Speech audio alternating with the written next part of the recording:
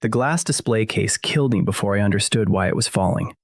My next clear memory was a transparent sparrow exploding on a stone floor while 300 students laughed at me.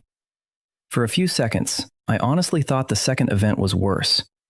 I was standing in the center of a circular examination arena. A furnace burned behind me. A glass pipe was still warm between my fingers. Above the seats, a crystal ranking board displayed the names of new students and the results of their awakening tests. My name was at the bottom, Zoran. The memories of this body arrived in pieces. Arden Academy, first-year awakening examination. Combat and support classes received scholarships according to contribution score. Craft classes survived only if they could prove practical value. The examiner looked at the tiny pile of glass near my boot. Summoned creature destroyed during landing. Combat value, 0. Durability, 0. Contribution estimate, 4. The number appeared beside my name. 4. The scholarship line beneath it changed from active to revoked. That finally silenced part of the crowd. The minimum score required to keep support was 20. The previous Zoran had 22 provisional points. He had no family money, no private sponsor, and 6 silver coins in his entire account. A room outside the academy cost 18 silver per week. Cheap food cost another 12. Furnace time cost more than both. A tall student near the front laughed louder than everyone else. Daeon, 7th place in the first-year combat ranking, son of a wealthy merchant family. He had awakened Impact Caster, a respectable class that could release short bursts of compressed force. He pointed at the broken sparrow. Careful, it may attack someone's shoe. The laughter returned. I bent down and picked up one transparent wing. The break was clean near the root. Too thin. Bad load distribution. The left leg had shattered first. The chest had twisted after impact. The wing had broken because the body rotated while the joint remained rigid. I knew all of that before I knew why I knew it. The examiner raised one hand. Next student. I stayed where I was. The rules allow a second attempt after material failure. The arena quieted just enough for people to hear me. The examiner frowned. Your result is conclusive. The construct broke during landing. That is material failure. A few students looked toward the faculty balcony. A broad man in dark robes sat there with his hands folded. Rallis, administrator of practical instruction. This body remembered him signing scholarship reductions that morning. The academy budget had lost a sponsor. 12 students needed to fall below the support line before the end of the week. Rallis gave the examiner a small shake of the head. The examiner looked back at me. Repeat denied. The faculty may refuse when a second result is unlikely to alter classification. Not the same rule. Discretion instead of prohibition. The difference mattered. More importantly, everyone had heard it. I nodded. Understood. Dion grinned, clearly disappointed that I had not argued. I gathered the remaining pieces of my sparrow. The next student summoned a bronze hound that landed hard enough to crack a tile. The board showed 112 points. The crowd cheered. I walked out while my scholarship disappeared from the ledger. By the time I reached the corridor under the arena, I had learned 3 useful facts. I had died under a glass display case in my old world. I had awakened in a world where magic was treated like a career path. And the Academy's financial department had the warmth of a locked refrigerator. I sat on a bench and spread the broken sparrow across my coat. The thing had moved. That was the part nobody cared about. A craft class student had blown a bird from glass. It had opened its wings, looked around, hopped from the pipe, and tried to land. Everyone saw the crash. Nobody asked why an ordinary glass sculpture had tried to land by itself. A voice spoke inside my head. Calm. Simple. No glowing window appeared. Living glassblower awakened. One law has changed. A glass form shaped by your hands and completed by your final breath may live. I waited. Nothing else came. No free weapon, no legendary sword, no bag of gold. One changed rule. That was enough. The sparrow had not been weak because my class was weak. It had been weak because its first design was terrible. I had not summoned a finished monster. I had manufactured version 1. Version 1 had crashed. That was a much better problem. Someone stopped beside the bench. "You missed this." A girl held a tiny glass claw between two fingers. Rain, second-year student in material studies. Quiet, good grades, no combat reputation worth mentioning. I took the fragment. "Thanks." They should have allowed the repeat. That would have made the score less convenient. Her eyebrows rose. "You know why they refused?" "I know 12 scholarships need to disappear." She studied me. "You sound different today." "I died this morning." She stared. I added, "Financially." Her mouth twitched. Good. I had apparently kept one useful survival skill from my previous life. She looked at the fragments in my hands. "Will you repair it?" "No." Her expression fell. "I'll rebuild it." The academy workshop rejected me 20 minutes later. My scholarship badge had already been deactivated. The clerk behind the counter tapped a price card. "Private furnace access is 8 silver per hour." "I have 6. "Yes." "That creates a small problem." "For you." I left. The artisan hall wanted 10 silver. A jewelry shop wanted 7 if I supplied fuel. A laboratory technician wanted 9 and a deposit. At sunset, I found a narrow glass shop between a bakery and a boot repair stall. The sign showed a cracked cup. Shelves were packed with bottles, pipes, lenses, cheap vials, and colored beads. An old furnace glowed in the back. Avon stood behind the counter polishing a jar. Short gray hair, thick fingers. The expression of a man who had spent 30 years watching students break expensive things and lie about it. I placed my sparrow fragments on the counter. "I need furnace time." He examined them. "You broke a decorative bird." "It broke itself." "That is worse craftsmanship." "I need 20 minutes." 5 silver. "I have 6. "Then you can afford 5. "That leaves 1. Avon shrugged. "That is how subtraction works." I liked him immediately. I leaned closer. "What if I pay 2 silver and you get to watch something impossible?" He stared at me. "Students say that before explosions." "This should not explode." "That is what they say directly before explosions." 2 silver. 3. 2, and you can throw me out if nothing happens. He considered the offer. "Fine." The broken sparrow melted into a glowing mass at the end of the pipe. The body remembered how to work glass.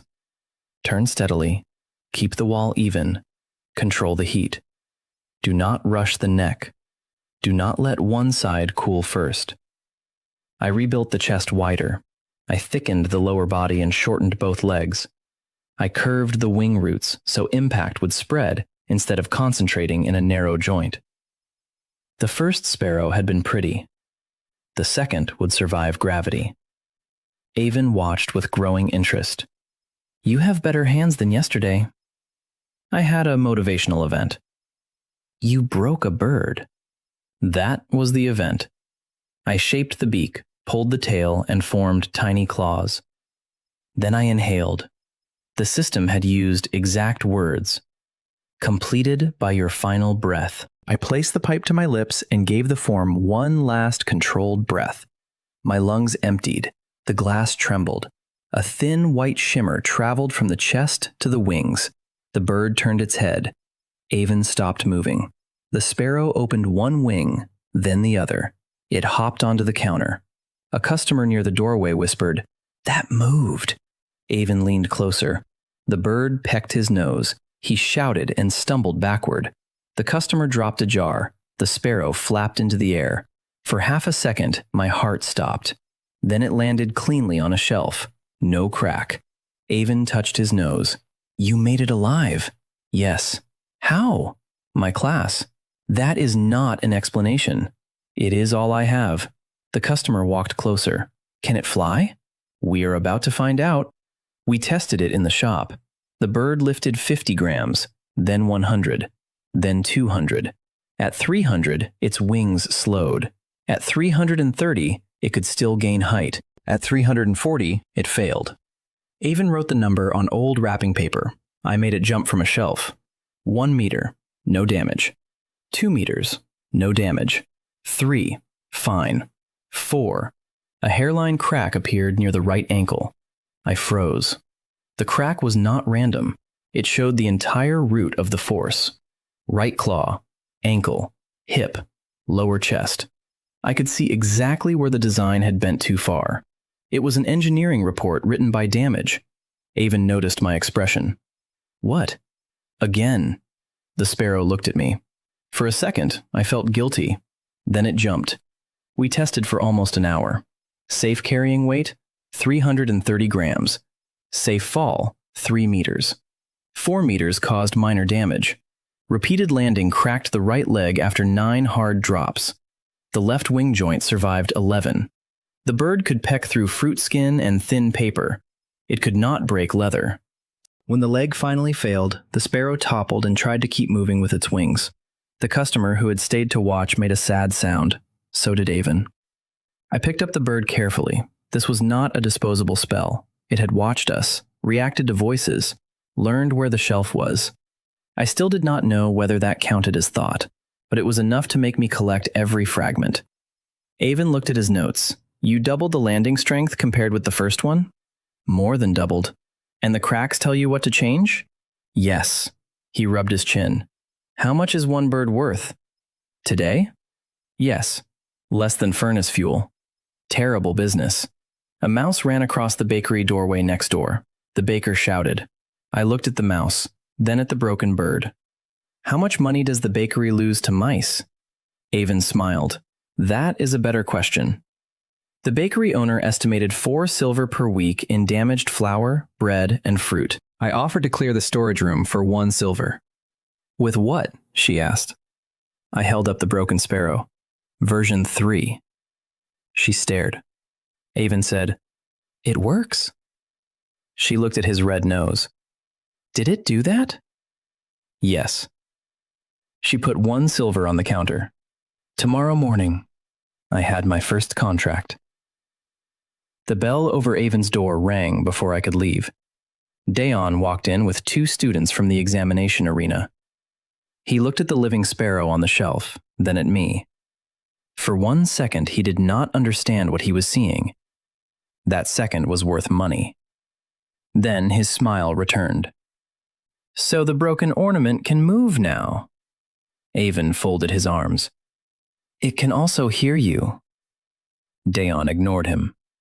He stepped closer and flicked 1 finger toward the sparrow. A weak impact pulse snapped through the air. Not enough to injure a person, enough to break thin glass. The sparrow jumped before the pulse reached it. The force struck an empty bottle behind the shelf. The bottle rolled, hit the floor, and shattered. Every customer in the shop turned. Dion's 2 friends stopped smiling. He fired another tiny pulse. The bird jumped again. This time, it landed on his shoulder. Dion froze. The sparrow pecked the polished academy badge on his collar. The clasp opened. His badge fell. The bird caught the ribbon in its beak and flew back to me. Avon laughed first. Then both customers. Then one of Dion's own friends covered his mouth and failed to hide it. I took the badge from the bird. Your property. Dion snatched it from my hand. His face had gone red. He looked around and realized 6 people had watched a rank 0 glass bird dodge him twice and steal his badge. Yesterday, the crowd had laughed at me. Today, a much smaller crowd laughed at him. Not enough, but it was a start. He left without buying anything. Avon waited until the door closed. Charge him next time. For what? Demonstration fee. That evening, I ate potato soup in a cheap tavern near the academy. The soup was thick, hot, and full of black pepper. A slice of dark bread came with it. I added 1 roasted onion because I had earned money that did not exist an hour earlier. Maureen found me at the back table. She put a plate of fried dumplings between us. You got furnace access. How do you know? Avon told 3 people.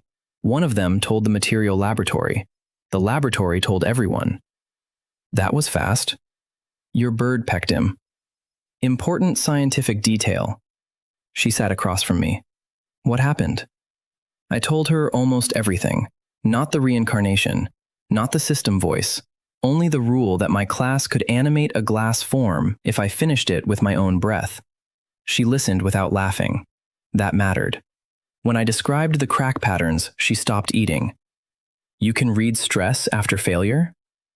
Not like numbers. I see where it went wrong. That alone could be valuable. Exactly. She pushed a dumpling toward me. It was filled with pork, green onion, and a sweet dark sauce. I ate it. For 10 quiet minutes, I forgot about Rallis, Dayon, and the scholarship. Then Avon entered the tavern at a run. He nearly collided with a waiter. Zoran! Everyone looked at him. He placed a cloth bundle on our table. Inside were fragments of the sparrow.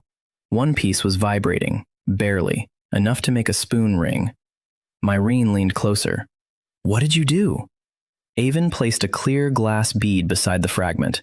The bead vibrated at the same rhythm. I stored the broken bird beside fresh scrap from the same melt. I touched the bead. The vibration moved through my fingertip. Same pulse, same timing. The bead had never been alive. It had never been part of the bird.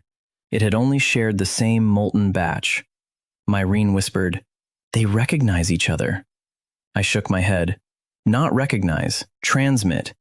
Avon frowned. Difference? A large one. If pieces from one batch transmitted vibration, then one living creature could potentially feel what another piece experienced. Not telepathy, not magic communication. Physical resonance. One changed law, another consequence.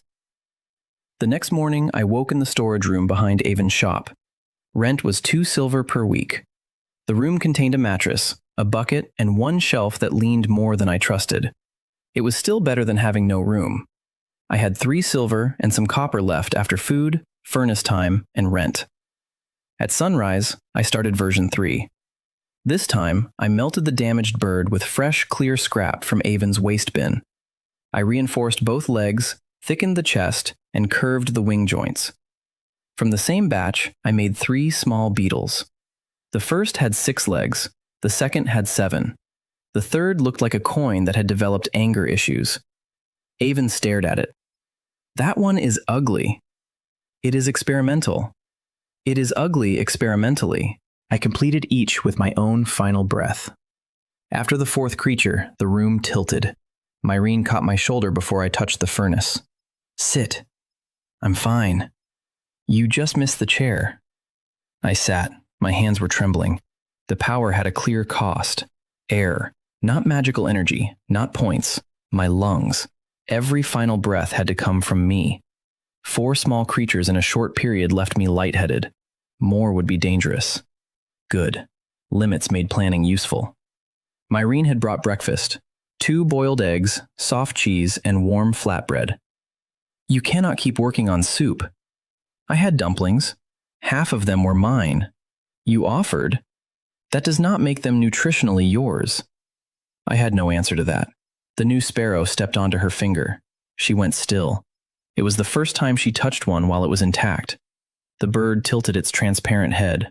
Myrene whispered, "It's warm." I touched the chest. She was right. Slightly warm, not from the furnace, from life. She looked at me. This is not a normal craft class. No. What is it? I don't know yet. For once, that answer frightened me too. The bakery had 8 customers waiting when we arrived. Dion was one of them, of course. He leaned against the counter with 2 friends. I heard you found work. I did. Hunting mice. Yes, he laughed. The bakery owner did not. I am paying him 1 silver. Dion looked at her. For a glass bird? For removing mice. He turned back to me. I earned 30 silver yesterday from a combat demonstration. Congratulations. You may earn that in a month. Maybe. His smile weakened. People who wanted humiliation needed resistance. Calm agreement gave them nowhere to push. I released the beetles. They disappeared behind sacks and under shelves. The sparrow waited on a beam. For several minutes, nothing happened. Then the beetle on my palm vibrated. 1 pulse. 2. Movement. Another beetle answered from beneath the floorboards. The sparrow's head snapped left. It could feel them. Not through me, directly. A mouse burst from behind a flour sack. The sparrow dropped. Dion stopped smiling. The bird hit the floor, bounced once, and changed direction. It pinned the mouse with both claws. A child near the door screamed in delight. A second mouse ran. The coin-shaped beetle blocked its hole. The sparrow caught it. Then 3 more emerged. Customers climbed onto benches. The bakery owner grabbed a jar. I guided the trapped mice inside. 5, 8, 11. At 14, the sparrow cracked 1 wing against a shelf. At 17, a beetle lost 2 legs. At 21, the room went quiet. 21 mice in 40 minutes. The bakery owner counted them twice. I thought there were 6. There are always more than 6. She put 2 silver coins on the counter. We agreed 1. 1 is for tomorrow. The butcher standing behind her raised a hand. I'll pay 1 silver for my storage room. A grain seller said, 2 if you come tonight. A tavern worker added, we have rats. Daeon stared at the coins. Yesterday I had been last place. Today people were bidding for my time in front of him. Not much money yet, but direction mattered. He walked toward the sparrow. Cute trick. He flicked 1 finger. A compressed impact hit the cracked wing. The bird shattered. The bakery went silent. Marine stood. The owner's face hardened. Daeon smiled at me. Rank 0. I looked at the fragments, then at him. Did you just destroy a working construct during a paid civilian contract? His smile faltered. So? The bakery owner slammed both palms onto the counter. I saw it. The butcher nodded. So did I. The grain seller pointed at Daeon. He broke it on purpose. 7 customers started talking at once. Witnesses. I collected the fragments. Nothing else. Daeon looked suspicious. He wanted anger. I gave him paperwork. By noon, a civilian interference complaint appeared on the Academy Public Board. I had not filed it. The bakery owner had. 7 witnesses confirmed it. Daeon's 30 silver demonstration payment was frozen during review. My 2 silver morning had just cost him 30. The board attracted a crowd. Students read the complaint aloud. Someone laughed when they reached the line describing a rank 0 bird as paid commercial equipment. Daeon arrived 10 minutes later. His face went red. He tore the notice from the board. The clerk behind the desk calmly printed another copy. The crowd laughed harder. That was my first real victory. Not because he lost money, because everyone saw why. I returned to Avon's shop and melted the broken bird. Myrene recorded every fracture. Daeon's impact had entered through the left wing and traveled diagonally through the chest. I redesigned the interior with a curved rib. Instead of resisting blunt force directly, the new shape spread it. I completed version 4 with 1 breath. The sparrow stood. Avon raised a small wooden hammer. First strike, no crack. Second, no crack. Third, a hairline fracture. The previous version had failed from 1 weaker impact. This one survived more than twice the force. Avon stared at it. You used the attack to improve the body? Yes. Myrene watched the sparrow. It moved sideways, sudden twist, short hop, then another. I knew that motion. Daeon had shifted his shoulder exactly that way before releasing his impact pulse. The bird repeated the timing. Not the spell, the movement before it. Avon lowered the hammer. Did it just copy him? Not exactly. We tested. Whenever Avon used the same shoulder rhythm, the sparrow dodged before the hammer moved fully. The damage pattern had preserved the vibration that came before impact. The rebuilt body remembered it. 1 changed rule. Another consequence. Every enemy who damaged my creatures might teach the next version how to survive them. At sunset, Rallis summoned me to the practical hall. He made the meeting public. 80 students occupied the benches. Daeon stood beside him with his frozen payment notice in one hand. The bakery owner was not invited. Myrene was. I carried the rebuilt sparrow. Rallis raised the contract complaint. You used an unregistered magical construct outside Academy grounds. The Academy classified it as non-combat craft. A murmur passed through the benches. Rallis's eyes narrowed. Your construct restrained living targets. Mice. Living targets. So does a box. Someone laughed. Rallis ignored it. Student Daeon claims the construct behaved aggressively. The rear doors opened. The bakery owner walked in. Behind her came the butcher and grain seller. I had not called them. Myrene had. The owner pointed at Dayon. That boy broke working equipment during a contract. Dayon looked at Rallis. Rallis looked at Myrene. She held a notebook. Civilian witnesses are permitted in contract disputes. Rallis had wanted a public warning. He had accidentally created a public hearing. I placed the sparrow on the floor. Yesterday, one impact broke version 3. Dayon folded his arms. I looked at him. Would you like to demonstrate again? The hall went quiet. He smiled. Gladly. Rallis should have stopped him. Pride kept him silent. Dayon raised one hand. The sparrow lowered its body. His shoulder moved. The bird moved first. Impact struck empty floor. The benches erupted. Second attack. Miss. Third. Miss. Dayon changed his rhythm. Good. The fourth clipped the sparrow and threw it into a bench leg. A crack appeared. The bird stood. Students stopped laughing. Fifth impact. It rolled and recovered. Sixth. One leg cracked. The sparrow kept moving on wings and one claw. Dion's breathing became heavy. Seventh. The bird slid backward, still alive. Dion lowered his hand. He had exhausted himself attacking a rank 0 glass sparrow in front of 80 students. For 1 second, nobody spoke. Then someone clapped. Another joined. Soon half the hall was applauding. Dion's face burned red. The bakery owner folded her arms with obvious satisfaction. Rallis stared at the bird.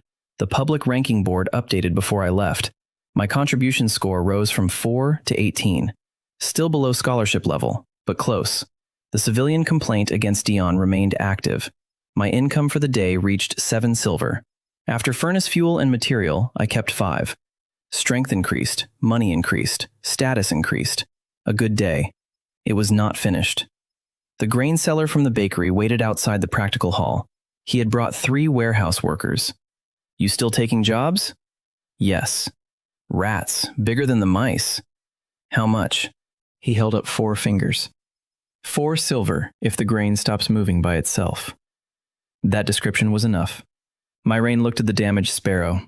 It needs repair. I know. You need rest. I know. The grain seller looked between us. Should I come back? No. Myrene sighed. I hate that answer. We did not have time to melt the sparrow again, so I used the 3 beetles and the cracked bird exactly as they were. The warehouse stood 2 streets from the academy gate. Its main floor held stacked sacks higher than my head. 8 workers had gathered to watch. The owner had also invited his brother, his wife, and 2 neighboring merchants. Apparently, the bakery story had become advertising. Good. Witnesses. I placed 1 beetle near each wall and kept the 3rd on my palm. The damaged sparrow waited on a beam. The first vibration came from the north wall, then another from below. The beetles were beginning to act like a crude alarm network. A rat burst from beneath a pallet. It was almost twice the size of the bakery mice. The sparrow dropped. Its injured wing made the turn ugly. The rat snapped at it. The bird twisted away anyway. The movement was not something I had taught it. It resembled the same early dodge it had used against Dayon's impact. The crowd shouted. The sparrow struck the rat's nose. A beetle blocked its escape. A worker dropped a basket over it. Then the floor seemed to move. 6 rats came out at once. The grain seller climbed onto a sack. His brother climbed onto the same sack. The sack collapsed. Both men disappeared into grain. Nobody was hurt. Everyone laughed except them. The beetles transmitted movement through the batch. The sparrow reacted before each rat entered open space. It could not see through walls. It did not need to. The shared vibration told it where pressure was coming from. 1 rat bit a beetle and cracked its shell. The shock traveled through the other 2. Both changed direction immediately. That was new. The batch was not only sharing vibration, living members were reacting to what happened to the others. Not thought, not language, but enough to become teamwork. We trapped 12 rats in 25 minutes. The last one tried to climb a hanging rope. The sparrow struck the rope above it. The rat dropped directly into the grain seller's empty measuring barrel. The entire warehouse cheered. The owner counted the captures. 12. Yes. 4 silver. He paid me. Then his brother, still brushing grain from his hair, pointed at the bird. I have a dried fruit store. Marian raised one hand. Tomorrow. I looked at her. She looked back. Tomorrow. I accepted defeat. The grain seller filed a civilian service confirmation before the academy office closed. My contribution score rose from 18 to 26. The scholarship threshold was 20. At sunset, the public board changed again. Scholarship status restored. A crowd of students saw it happen. Someone near the board shouted my name. Someone else shouted, "The mouse hunter came back." Dion was standing 10 meters away. His own frozen payment complaint was still pinned beside the ranking list. For a moment, he looked at my restored scholarship, then at the notice carrying his name. He said nothing. That silence felt better than another argument. 2 days earlier, the academy had publicly removed the only thing keeping me enrolled. Now civilian work had forced the same institution to restore it in front of everyone. I had started the morning with less than 2 silver. I ended it with 11 silver and several copper after fuel, food, and rent. My bird had gone from breaking on landing to surviving repeated impact magic. My score had gone from 4 to 26. The numbers were still small. The direction was not. That night, Avon cooked sausages over a side burner in the workshop. The sausages were too salty. The bread was fresh. Myrene melted cheese with garlic in a small pan, and we dipped the crusts into it. The damaged sparrow sat between us. I sorted fragments for tomorrow. Myrene touched the cracked wing. "Does it hurt?" I stopped. "I don't know." That was not a difficult question. It is when I don't know what counts as pain for living glass. The bird turned its head toward her. Avon stopped chewing. For the first time since awakening the class, I wondered whether I was building tools or raising something closer to animals. Then every glass object on Avon's rear shelf began to ring. One low note. The sparrow froze. The fragments in my hand trembled. Avon stood. I did not touch anything. Myrene slowly turned toward the window. The academy towers were dark against the night. Stone towers. At least, that was what they looked like. The vibration passed through my bird. Deep. Huge. The same family response I had felt in glass from one molten batch. But the source was not inside Avon's shop. It came from the academy. Something enormous beneath the stone had recognized my sparrow, and it was still ringing. I woke on the 3rd morning to the sound of someone knocking on Avon's shop door hard enough to make the bottles complain. There were 6 customers outside. By the time I finished breakfast, there were 11. The bakery story had spread through the merchant quarter. The warehouse story had spread back into the academy. Nobody understood what my glass animals were, but everyone understood a service that cost less than ruined food. The first contract paid 2 silver to inspect a tavern cellar. The second paid 3 to clear insects from a cloth store. The third offered 5 silver for a spice warehouse where something had eaten through imported fruit worth 40 silver per crate. Myrene stood beside Avon's counter with her notebook open. "You cannot accept all of them." "I can accept 3. "You have 1 damaged bird and 2 working beetles." "Then I need production." "You also need lungs." That was the problem. I had tested the limit the previous evening. 4 small creatures in a short session made me dizzy. 6 made my hands shake. I had not tried 7. Myrene had threatened to hit me with a notebook if I did, so I stopped thinking of each animal as a separate product. The important discovery was the batch. Glass from one melt transmitted vibration. Living pieces reacted to that vibration. If I wanted more coverage, I did not need 10 birds. I needed different shapes made from one family of glass. Avon let me use his furnace for 3 silver plus material. I melted the remains of version 4 with fresh scrap. From one batch, I shaped 2 sparrows, 6 beetles, and 1 thin glass snake. Khalees appeared halfway through. He was a first-year shaping student with fast hands and a habit of speaking before his thoughts reached the end. He had watched the practical hall demonstration. He leaned over my bench. "Can it bite? The snake?" "Yes." "Probably." "Can it explode?" "No." "Can we make one explode?" "No." He nodded seriously. I want to join whatever this is. There is nothing to join. Then start something. Avon pointed at him. I like this one. Myrene did not look up from her notes. Of course you do. Khalees helped shape ordinary glass supports. He could not animate anything. The final form had to be shaped by my hands and completed by my own breath. That was useful. It confirmed the limit. Other people could prepare material, heat it, pull tubes, and form rough components. But if I wanted life, I had to perform the final shaping and final breath myself. One cheat. No army factory staffed by strangers. Good. The snake took the most air. When it came alive, my knees weakened. Myrene put a cup of sweet tea into my hand without asking. Drink. I'm not a child. Then stop falling over like one. The tea had honey and lemon in it. I drank. The new batch moved across Avon's floor. 2 birds above, 6 beetles below. 1 snake sliding between table legs. I touched the nearest beetle. The entire batch became a map of pressure. Not images, not thoughts. Vibration. The sparrow landing on a shelf produced 1 signature. The snake crossing a floorboard produced another. Avon stamping his boot produced a 3rd. Khalees jumped once. Every creature turned toward him. He froze. That is terrible.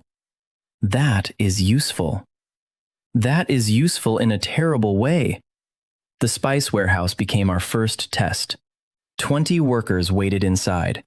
Dion stood near the entrance with 2 combat students. He did not laugh this time. That was progress. The owner pointed toward damaged crates. Rats. A worker lifted a leather glove. The fingers had deep bite marks. Large rats. I released the batch. Beetles disappeared beneath pallets. The snake entered a drainage channel. Sparrows took the beams. For 4 minutes, nothing moved. Then the beetle under my palm vibrated. Hard. A second signature hit from below. The sparrows turned before I did. A rat burst from behind a crate. It was nearly half a meter long. One worker shouted. The first sparrow dropped. The rat snapped at it. The bird twisted aside using the same shoulder rhythm it had learned from Daon's attack. Daon noticed. His face changed. The sparrow struck the rat behind one ear. The snake shot from beneath the pallet and wrapped one rear leg. 3 beetles blocked escape routes. The workers cheered. A second rat appeared, then 4, then 8. The warehouse turned into chaos. One worker climbed a ladder. Another climbed the first worker. Neither had planned this arrangement. Khalees laughed until Myrene shoved a capture net into his hands. Useful laughter only. He stopped laughing. The batch adapted. When one beetle felt a floor impact, the sparrows responded. When the snake was bitten, every creature changed direction at once. The reaction speed improved with each attack. The network was learning which frequencies meant danger. That was not a new power. It was the natural result of living material sharing mechanical signals. Still, watching it happen made my skin crawl. A huge rat charged from under the main platform. Dion raised one hand. I can kill it. No. He looked at me. The rat charged. The sparrow flew straight toward its face. At the last moment, it folded one wing and twisted. The rat's teeth snapped on empty air. The movement was almost identical to Dion's own combat dodge. One of his friends said, "That was yours." Dion stared. The snake wrapped the rat's throat. A beetle climbed its back. The second sparrow struck its eye. The animal fell into a net held by 3 workers. The warehouse erupted. Dion looked at me. You stole my movement. No, you did. You broke my bird. That is worse.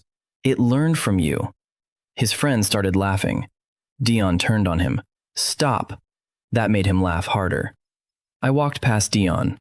Your training was useful. The workers heard me. So did the merchants at the door.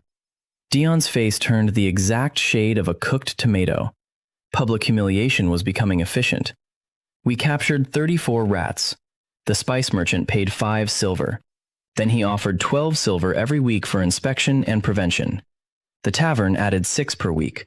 The bakery renewed for 3. The grain warehouse offered 8. By noon, recurring income reached 29 silver per week. Myrene wrote the total twice. You were nearly homeless 2 days ago. I remember. You now have more recurring income than some junior instructors. I like civilians. They like not having rats. Healthy relationship. The Academy Contribution Office recorded the contracts. My score rose from 26 to 43. That moved my name into the upper half of first-year support rankings. Students gathered around the board again. The same people who had laughed at the glass sparrow now argued about how much a pest control route was worth. Money made philosophy easier for them. The next problem was production space. Avon's shop had become impossible. Customers stepped around beetles. Glass birds slept on shelves. The snake had learned to coil around the warmest furnace pipe and hiss by producing a thin ringing sound. Avon hated that sound. I want my shop back. You accepted 3 silver. I did not accept a zoo. Khalees raised one hand.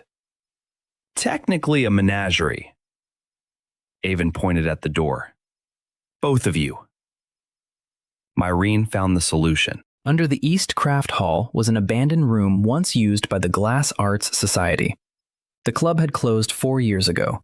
No members, 1 dead furnace, 1 damaged furnace, 1 furnace old enough to have personal opinions, 6 workbenches, storage cabinets, a ventilation system that worked if someone kicked the left pipe. I stood in the dust and saw exactly what I needed. Myrene saw the numbers. Reactivation fee, 5 silver. Fine. Repairs, at least 11. Fine. Fuel deposit, 6. Fine. Tools, 9. I stopped. She smiled. Less fine? Investment hurts. We needed 3 students to register. Khalees joined immediately. Naylan became the 3rd. He was a repair track student who cared about exactly one thing. Does membership include furnace access? Yes. I'm in. He signed without asking another question. Myrene became the 4th member. She handled the registration. I handled the furnace. Khalees handled excitement. Naylan repaired things while ignoring everyone. By mid-afternoon, 31 silver had vanished from my reserve. I stood in the cleaned workshop with 2 silver left in my pocket. Khalees looked at me. You look worse than after glass blowing. I have discovered a stronger enemy. Who? Expenses. At 3, we opened the doors. At 3:10, 5 students arrived. At 3:30, 20 stood outside. At 4, a second-year student paid 1 silver in monthly dues. Then another. Then 8 more. We limited membership to 10 new students because Myrene refused to let me turn the room into a fire hazard. 10 silver returned to the box. My money had dropped from more than 30 to 2. Club resources had risen from nothing to a functioning workshop and 12 members. Status had changed again. The dead Glass Art Society was alive. The Academy Safety Officer arrived at 5. He walked through the room, inspected the vents, and stared at the glass snake. Does that count as equipment? No one knows, he sighed. I was afraid of that answer. Rollis arrived 10 minutes later. Unlike the safety officer, he did not look tired. He looked angry. He examined the registration papers. You reactivated this society today. Yes. With civilian contract funds. Yes. You are using academy facilities to expand an unregistered magical research process. We are using a registered student club to practice glassworking. He pointed at the sparrow. That is not ordinary glassworking. The living animals are mine. The members are making ordinary glass. Khalees held up a cup so ugly it looked wounded. Very ordinary. Rollis stared at it, then at him. Khalees lowered the cup. Myrene handed Rollis the club charter. All fees paid, safety inspection passed, furnace use authorized. Rollis read it. His expression became colder with every line. He could close an illegal club. He could not easily close a legal one in front of 20 students without giving a reason. Again, witnesses. He handed the paper back. Zoran, my office, now. I brought Myron. Rollis objected. She keeps financial records. Myron raised the notebook. Rollis looked like he regretted the invention of writing. On his desk lay a contract. Join the Academy Research Program, he said. You receive unrestricted workshop access, materials, and 15 silver per week. 2 days ago, 15 silver would have sounded enormous. Today, I already had 29 silver in recurring civilian work. I read the contract. All resulting constructs belonged to the Academy. All derivative designs belonged to the Academy. All commercial applications required Academy approval. Any process discovered using Academy-awakened abilities became institutional intellectual property. I pushed the paper back. No. Rollis's eyebrows rose. 15 silver per week. I make 29 from current contracts. Civilian contracts are unstable. So is this agreement. His voice became flat. You are overestimating your leverage. Maybe. I opened Myrane's notebook. 3 days ago, I had 6 silver and a score of 4. Today, I have 29 silver in weekly contracts, a score of 43, and a registered club with 12 members. Myrane added, and the Academy did not fund the original process. Rollis looked at her. I know. Her pen moved. He noticed. Are you writing that? Yes. Why? You said you know the Academy did not fund the original process. Rollis closed his eyes for 1 second. I almost felt sorry for him. Almost. He changed tactics. There is an Academy contract tomorrow. He slid a new notice across the desk. Mana moth infestation in the North Storage Complex. 5 competing teams. 100 silver base award. Mana moths damaged enchanted cloth. Fire destroyed the cloth. Wind scattered the insects. Poison contaminated the storage area. A precision capture job. Perfect for us. Too perfect. I looked at the signature. Rollis. You submitted the Glass Art Society. Yes. Why? Prove your practical value. I thought I already did. 2 civilians. There it was. He wanted a test on Academy ground where he controlled the rules. Myrene read the conditions. Zoran. I see it. Mana moths emitted sound-like magical pulses. Glass hated resonance. Rollis had chosen an enemy that attacked my material's weakness, a trap with prize money.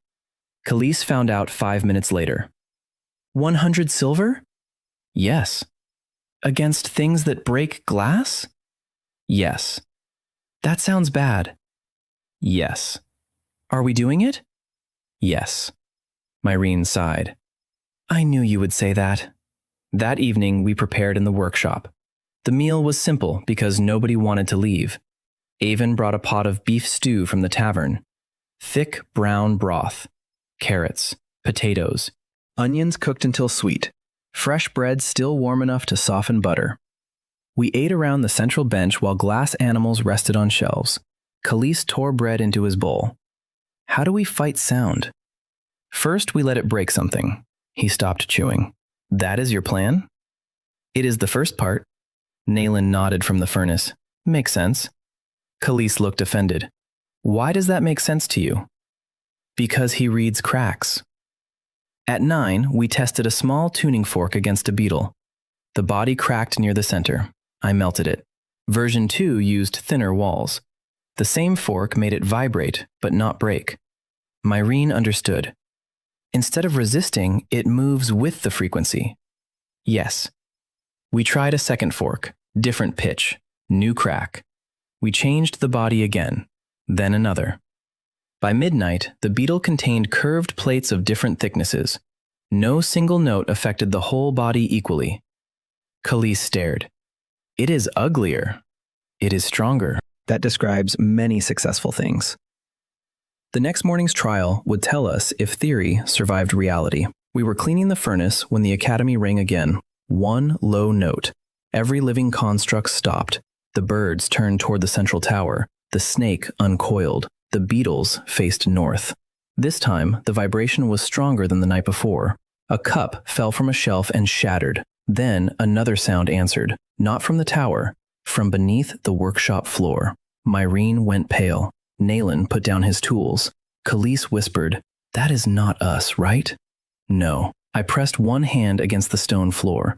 Through the beetle under my palm, I felt a huge, hollow resonance moving under the academy. Slow, deep, like something sleeping beneath a blanket of stone.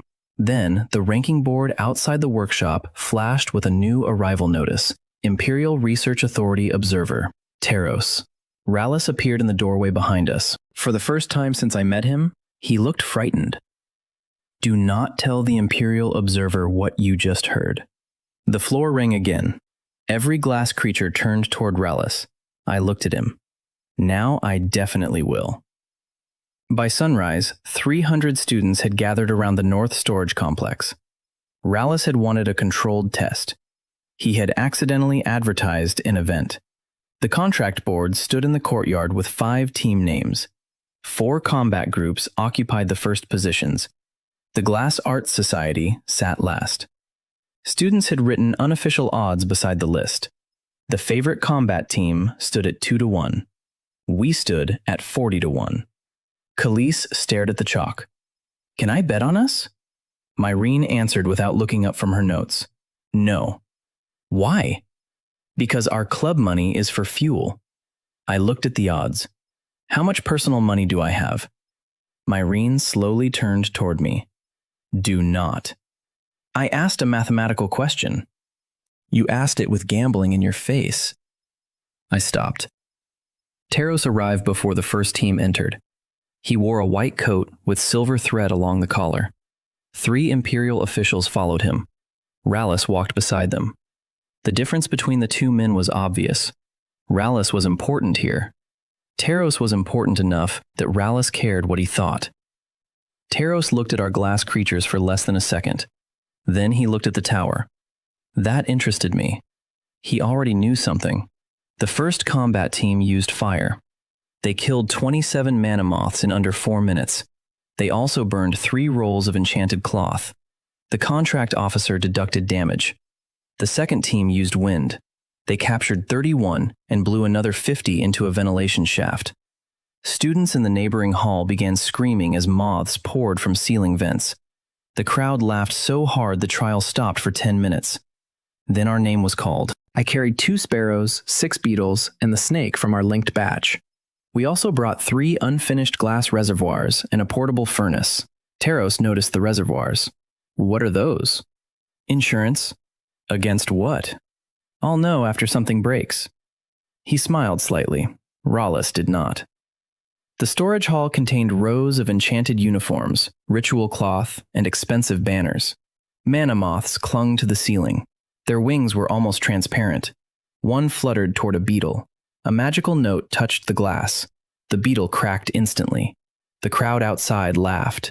Rallis's expression relaxed. Taros's did not. I picked up the broken beetle. The crack ran straight across the center. Uniform resonance. The whole body had tried to vibrate at one frequency. That was exactly what our midnight tests predicted. We had 5 minutes between trial sections. I ran to the portable furnace. Khalees fed heat. Naylan handled the support pipe. Myrene watched the timer. 4 minutes. I melted the damaged beetle. I shaped a thinner shell, curved plates, uneven thickness, different natural frequencies across different parts. Final breath. Life. My vision dimmed for a moment. Myrene caught my elbow. "That was 1. "I know. You only get 3 today." "I know." "I want agreement, not vocabulary." "Agreed." The second phase began. A moth pulsed. The new beetle shook violently. No crack. The students stopped laughing. A second pulse hit at another pitch. One plate vibrated. Another stayed still. The energy spread instead of concentrating. The beetle survived. The crowd shouted. I released the rest. The moths attacked with sound-like bursts. The batch rang. The sparrows changed their wing rhythm. The snake flattened against the floor. When one creature detected a pulse, all the others responded. They did not need to see the moth. They felt the event through shared resonance. 10 captures, 20, 37. The ranking board moved our name upward. At 50, we passed the third team. At 64, we passed the second. Rallis stopped smiling. Taros leaned forward. The Manhwa Queen appeared at 71. It emerged from a cloth cabinet with wings wider than my hand. The first pulse made every tooth in my mouth hurt. 3 beetles cracked. 1 sparrow lost a wingtip. The snake curled into a tight ring. The crowd went quiet. A second pulse spread through the batch. More cracks. Khalees shouted from the furnace. They are all carrying the same vibration. I knew. Sharing information had become sharing damage. The same batch network was a strength until the wrong signal filled the entire family. The queen pulsed again.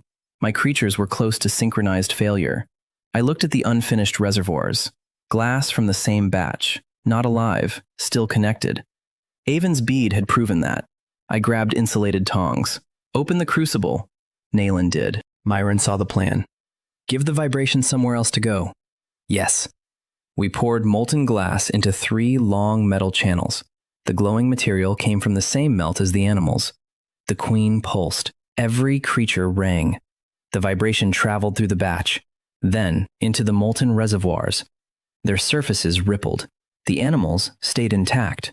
For half a second, the courtyard was silent. Then the crowd exploded.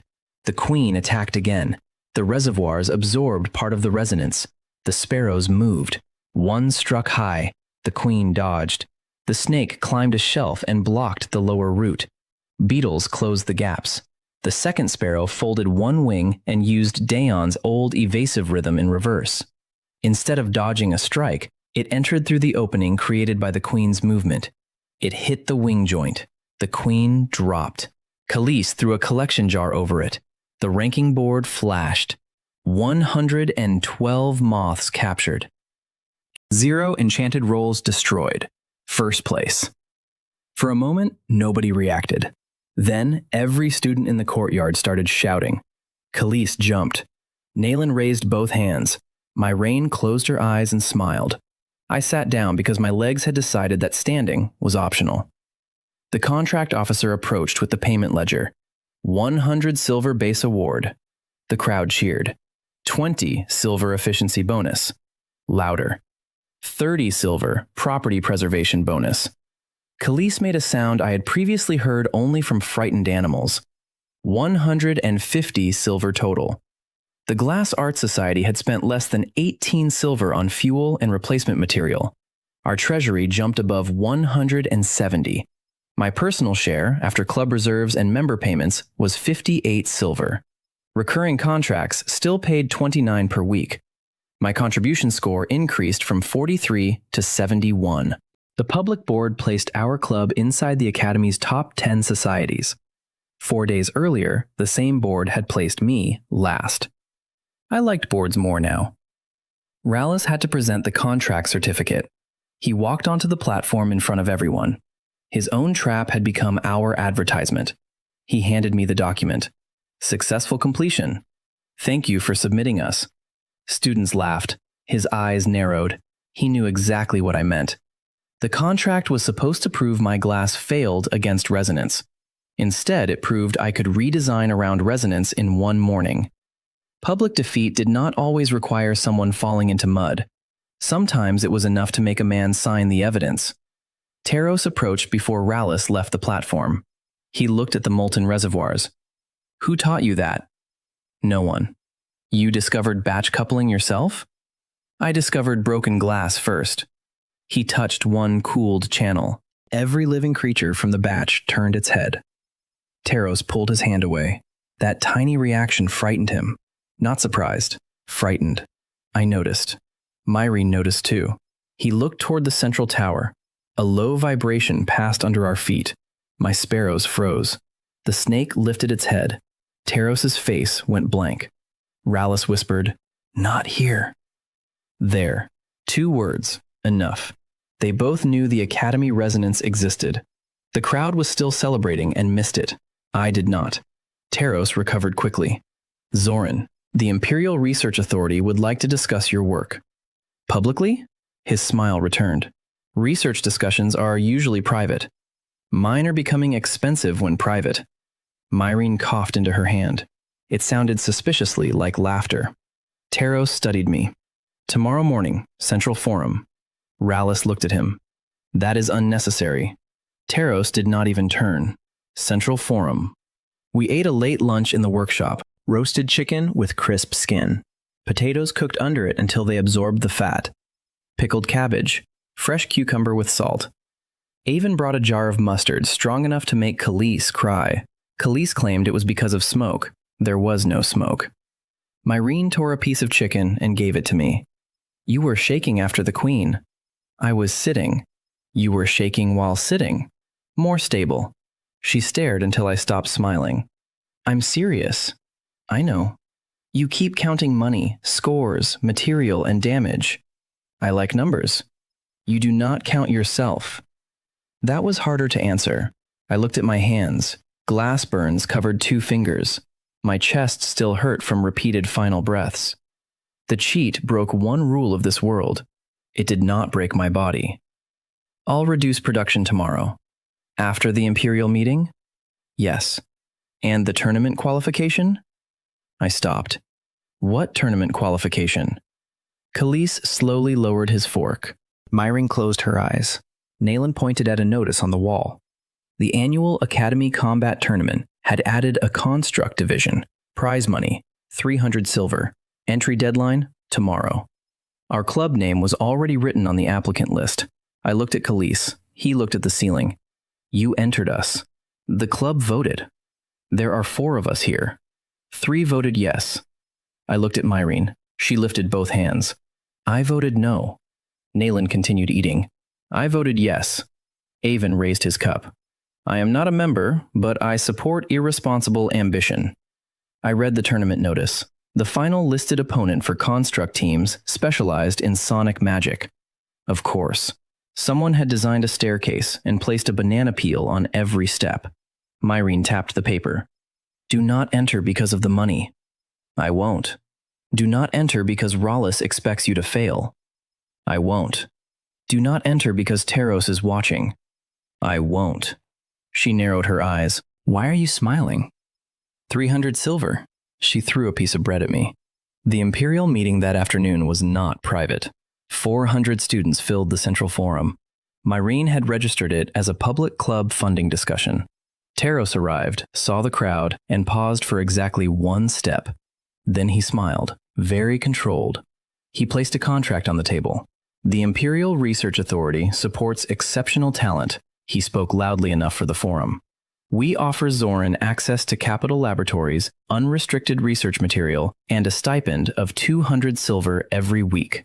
The crowd gasped. Even I felt the number. 200 per week was more than 6 times my recurring civilian income. Khalees whispered, "Say yes." Myrene stepped on his foot. He stopped. Taros continued. In exchange, the authority will register living glass production as protected Imperial research. Protected sounded nice. The contract did not. I read it. All living constructs produced after registration became Imperial research assets. All derivative designs required authority approval. All commercial use required a license. Then one clause near the bottom caught my attention. Naturally occurring structures displaying related resonant behavior would fall under the same research protection. That had nothing to do with my animals. I looked at Myrene. She already had 3 archived Imperial contracts open beside her notebook. She shook her head. Not standard. I faced Taros. How long has the authority known there is resonant glass beneath this academy? The forum changed instantly. Students stopped whispering about the money. Rallis's face became stone. Taros said, "Your assumption is unsupported." I held up the contract. Then explain this clause. Standard research language. Myrene raised one archived copy. No. Hundreds of students turned toward her. We checked 3 public authority agreements from the last 5 years. None contain naturally occurring resonant structures. Taros looked at her. She did not move. He turned back to me. 200 silver per week. The crowd murmured. It was a powerful number. He knew it. I pushed the contract back. No. For 1 second, the forum forgot how to breathe. Then someone shouted, "He refused 200. Another student answered, "He sells rats." The entire forum laughed. I did too. Teros did not. "You are young," he said, "recently. You may regret refusing." "Maybe." He lowered his voice. "Access, materials, protection." There it was, protection, not a benefit, a warning wearing clean clothes. I looked at the students around us. "You brought protection from what?" Teros's smile vanished. A low tone moved through the floor. Every glass creature in the forum turned toward the central tower. Teros saw it. His hand moved into his coat. He pulled out a silver rod. Myron's eyes widened. He had brought a tool before seeing any demonstration. He struck it lightly against the table. A sharp sonic pulse crossed the forum.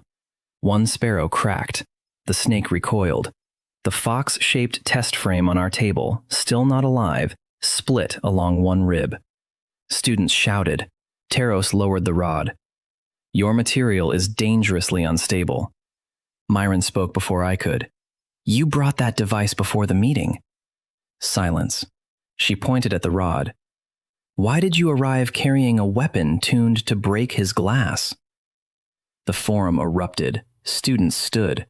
Questions flew from every side. Rallis tried to restore order. Nobody cared. Teros realized he had made his first public mistake. He put the rod away. I picked up the cracked sparrow. The break line was beautiful. One exact frequency had entered the entire structure at once. Perfect information. Teros had just given me the next design. He saw the way I looked at the crack. His face changed. "You cannot engineer around every frequency." "Probably not," I smiled. "But you only need to teach me one at a time." The forum exploded again. Teros left under 400 pairs of eyes. By noon, the tournament qualification board had changed. The Glass Art Society was no longer listed at 40-1 odds. 3-1. Our reputation had moved again. Our treasury stood above 180 silver. My score reached 78 after faculty members filed research autonomy reports following the meeting. And on my workbench lay the remains of a bird broken by the capital's perfect counter. Strength had fallen for 1 hour. Information had risen permanently. I spent the afternoon rebuilding. Different wall thicknesses, different internal chambers, curved ribs. No single natural frequency across the whole body. The new sparrow shook under Teros's recorded test tone. One rib cracked. Only one. We changed it. Second test. No break. Third frequency. A different crack. We changed that. By sunset, the new bird survived nearly 5 times the resonant force that destroyed the old one. Khalees watched it hop across the bench. "He keeps helping us." "Who?" "Teros." Myrene smiled. He would hate hearing that. Before sunset, the qualification board posted our first opponent. 3 stone hounds. Our match would begin at sunrise. Hundreds of students were already arguing about the odds. I looked up at the Imperial viewing box. Teros stood alone beside it, with the silver sonic rod in one hand. He looked at my rebuilt fox, then at the arena floor. The glass beneath my fingers answered with one low vibration. Tomorrow was no longer only a tournament. At sunrise, as the qualification bell rang, Rallis caught Teros's wrist before the silver rod came down. The entire arena saw it. "This is a qualification match," Rallis said, "not an imperial experiment." Teros looked at his hand. Rallis released him. The students began whispering. Good. Whatever happened next would happen in public. The 3 stonehounds were already charging. The first tried to crush my fox head-on. The fox moved aside. A sparrow struck the hound's front joint. No damage, only information. The impact traveled through our shared batch. Beetles felt the vibration through the floor. The snake adjusted before the second hound reached it. Stone was stronger than glass. That remained true, so I stopped competing in strength. Every heavy step announced itself through the arena. Every failed strike taught my animal's timing. Every collision showed the next weak angle. The first hound crossed the boundary after 1 minute. The second followed 40 seconds later. The third lasted longest because its creator stopped giving predictable commands. Smart. It still failed. My snake locked one rear leg. The fox hit the opposite shoulder at the exact moment the hound tried to turn. Its own momentum carried it across the line. Bell. Glass Art Society qualified. 3 cracked beetles. 1 chipped sparrow. 20 silver prize. Hundreds of witnesses. 4 days earlier, students had called my class decorative. Now combat students asked whether they could train against my animals. That was a larger status gain than any board number. The final against the Sonic team was scheduled for sunset. We had 6 hours. My reign's first command was simple. Food. We need repairs. You need food. The fox has a cracked rib. You have 1 body. I stopped arguing. We ate from the tournament stalls, grilled meat brushed with honey, hot flatbread filled with cheese and herbs, roasted potatoes with salt, caramel apples. I ate 2 skewers before I realized how hungry I was. My reign stole half my apple. I paid for that. You owe me several breakfasts. That is not accounting. It is now. Khalees had 3 cheese breads. Naylan somehow found an entire roasted chicken. Avon appeared with a bag of nuts, and no explanation for how he had entered the restricted competitor area. Then, Dion sat beside Khalees and stole 1 potato from my plate. You have money, I said. I brought information. That does not buy potatoes. The Sonic captain trained with Taros last night. Everyone stopped eating. Dion lowered his voice. He has an Imperial tuning blade. It changes frequency after every strike. That was bad. Our new bodies resisted single frequencies by using different wall thicknesses and internal chambers. A sweeping weapon could search for every weakness in sequence. Dion continued. Taros told him to drive the final note into the arena floor. Not at my animals. The floor. The Academy had answered my glass twice. Taros wanted another response. Myrene said, "We withdraw." I looked at the full arena. Students, faculty, civilian guests, tournament officials. No. Zoran. If we leave, he performs the same test later without witnesses. She understood immediately. Her expression did not improve. Then everything gets documented. That was why I trusted her. Before the final, she filed a written objection to the Imperial tuning blade. The judges allowed it as a calibration tool. Fine. Now its presence was officially recorded before the first strike. We rebuilt the fox. 5 different rib thicknesses, 3 internal chest chambers, asymmetrical leg walls. The sparrows received uneven cavities. The beetles were deliberately ugly because ugly geometry refused to resonate neatly. We prepared 6 non-living glass reservoirs from the same batch, places for vibration to escape. At sunset, every seat was full. The Sonic team entered, 5 students. Their captain carried a narrow metal blade without an edge. Taros sat in the Imperial box. Rallis sat 3 seats away. Myrene stood beside our furnace. Khalees and Naylan held the reservoir channels. The bell rang. The first 3 notes cracked 2 beetles and 1 rib inside the fox. The rest of the body survived. Reservoir 2. Khalees opened the channel. The next pulse traveled through the batch and into a long strip of related glass. The reservoir rang. The fox remained standing. The arena exploded with noise. 5 sonic attacks. 7. 9. The glass army stayed alive. The captain raised the Imperial blade with both hands. The pitch swept upward. 1 beetle shattered. Another split. A sparrow lost its tail. The fox froze. Silence.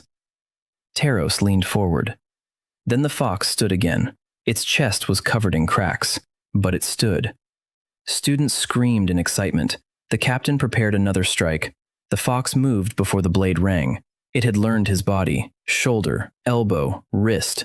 The mechanical sequence before every sonic attack was almost identical, just as Daeon's old impact spell had taught my first sparrow. The fox jumped inside the timing and hit the captain's wrist. The tuning blade flew across the arena. The crowd erupted. Daeon laughed louder than anyone.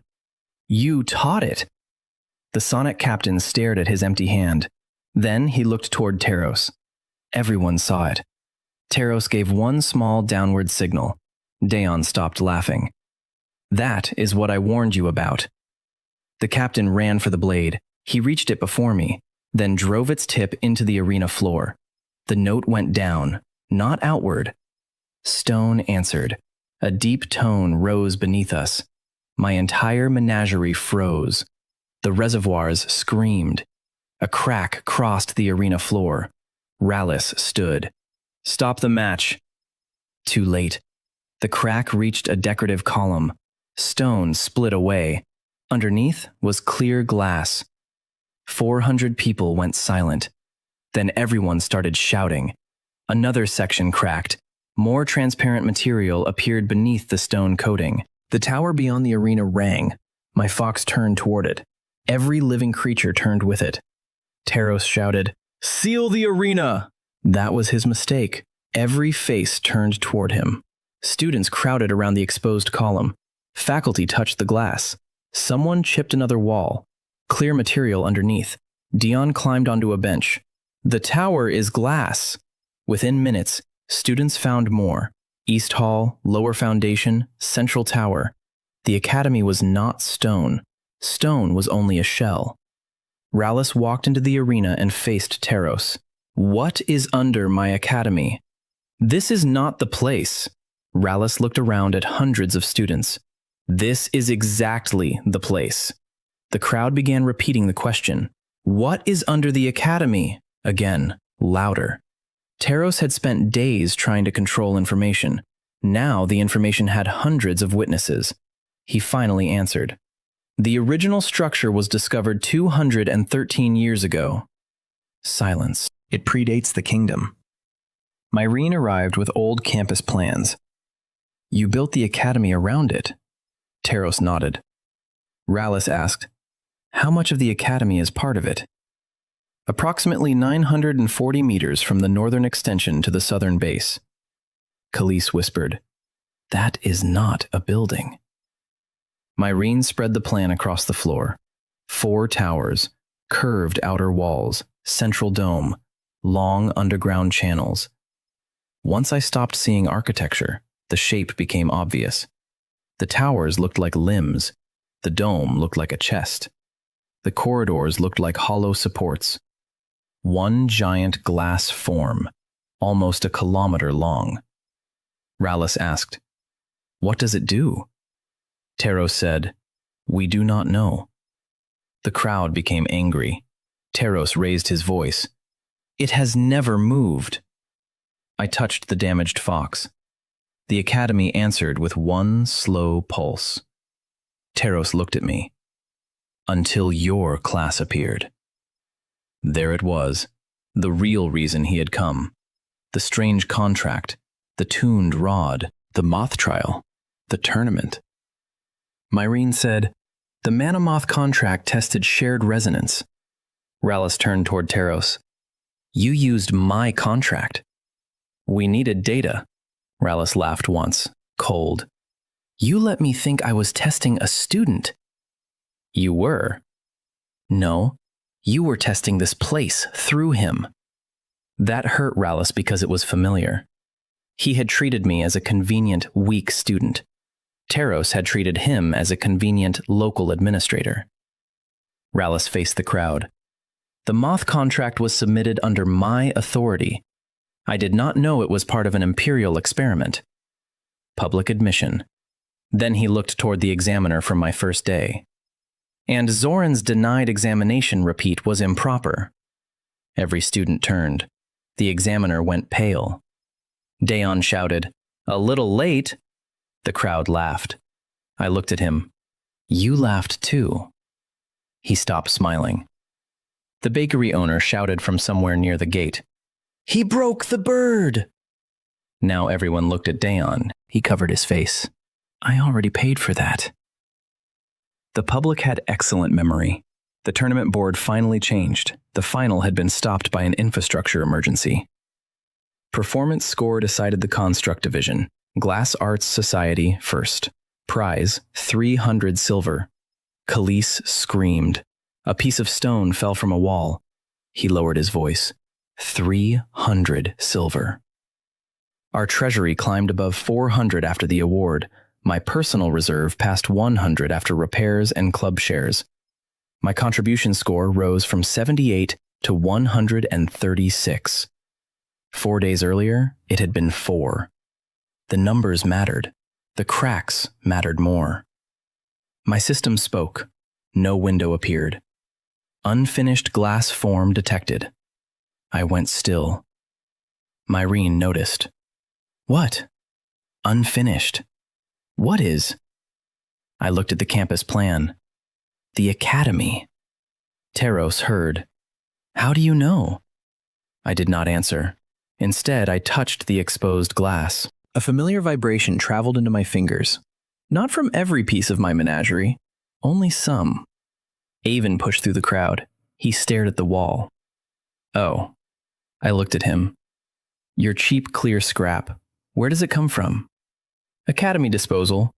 Old laboratory tubes. Failed lenses. Broken equipment. Myrene understood. Researchers had sampled the ancient glass for generations. Some fragments must have entered laboratory waste. Avon bought waste glass. I mixed his scrap into my first sparrow, then melted that sparrow into later batches. Part of my menagerie contained ancient glass from the academy itself. The structure had been hearing its own fragments after my breath made them live.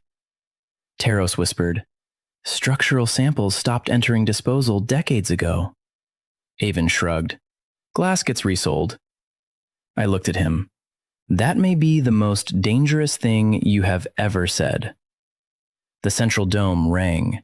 Stone split around a circular section. Beneath it was an empty glass cavity. Myrene stared at the campus plan. Chest. I looked at the cavity. Heart. The system spoke again. Completion point detected. My skin went cold. The giant form had never been finished. It had a body, it had hollow channels, it had a place for one final component. My cheat broke one rule. A glass form shaped by my hands and completed by my final breath could live. Teros stepped closer. "Can you activate it?" Everyone nearby heard. "Possibly." The crowd went silent. "You will not." "Agreed." He blinked. I pointed at the transparent structure. "I am not giving a final breath to an unknown 1-kilometer glass creature while standing inside its chest." Khalees raised his hand. "I strongly support this policy." Even Rallis laughed. For the moment, the academy was not waking. Its resonance slowed. The heart cavity remained empty. Good. We had discovered the danger without completing it. That evening, the kitchen served the tournament feast anyway. Nobody wanted to waste food just because the school had turned out to be a sleeping glass beast. Long tables filled the courtyard. Beef stew, fresh bread, roasted carrots glazed with honey, potatoes with butter and herbs, baked apples filled with cinnamon and nuts. I ate 3 bowls. Myrene watched me. "You finally remembered food." I nearly animated a school. That is not an excuse I expected to hear. The fox rested beneath the table. A sparrow sat on her shoulder. Khalees explained club dues to new applicants. Naylan had fallen asleep sitting upright. Avon was calculating furnace prices using the tournament prize. Dayon was teaching one beetle the shoulder movement before his impact spell. Every time it dodged, nearby students cheered. 5 days earlier, they had laughed because my first bird broke during landing. Now they wanted to help train the next version. Rallis climbed onto the central steps. The Glass Art Society will receive permanent workshop status. Khalees woke immediately. Annual research grant, 500 silver. Khalees made a sound. My rein grabbed his sleeve before he fell from the bench. Rallis continued. Subject to safety review. Reasonable, I said. Avon shouted, Ask for 600. Rallis looked at him. No. Terrible negotiator, the courtyard laughed. 5 days. My contribution score had gone from 4 to 136. My money had gone from 6 silver to more than 100 personally, plus contracts and club funds. My strength had gone from one sparrow that could not land to a linked menagerie that survived its perfect counter. Power, resources, status. All three had moved. Not because the class suddenly became stronger, because every failure left a crack, and every crack told me what version 2 needed. Taros waited near the outer gate. He handed me a small black metal plate. A circle divided by 3 vertical lines was stamped into it. What is this? A symbol the authority removed from public records more than a century ago. Who used it? Officially, nobody. Unofficially? People above my office? How far above? Far enough. I looked toward the glass tower. You came to take my research. Yes. You used the tournament to test the academy. Yes. And now you are warning me. Yes. At least you are becoming easier to understand. He almost smiled. Then he said, This is not the only structure. I looked at him. How many? We do not know. That answer again. This time I dislike it too. He turned toward the gate. Your 200 silver offer is withdrawn. I know. He stopped. You would have needed to raise it. For the first time, Taros laughed. Then he left.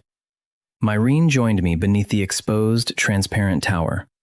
Moonlight passed through ancient glass. The sparrow on her shoulder vibrated. Once, the academy answered. Then another note came from far beyond the northern wall. I froze.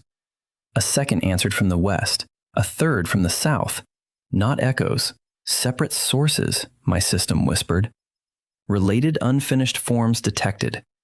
3. The fox stood. Every glass creature in the courtyard turned toward the horizon. Myrene looked at me. You are smiling. I know. That usually becomes expensive. I have money now. That does not make it better. I lifted the sparrow from her shoulder. A repaired line still crossed one wing. Daon had taught it to dodge. Rats had taught it to hunt through vibration. Manamoths had taught it to distribute resonance. Taros had taught it how not to shatter from sound. Every enemy had damaged my glass. Every piece of damage had become information. The sparrow opened its wings. 5 days ago, everyone laughed when it fell. This time, it launched from my hand and climbed between transparent towers while hundreds of students watched in silence. I looked toward the 3 distant notes. If someone wanted to keep breaking my glass, they were welcome to try. I already knew what happened next. I built the next version stronger.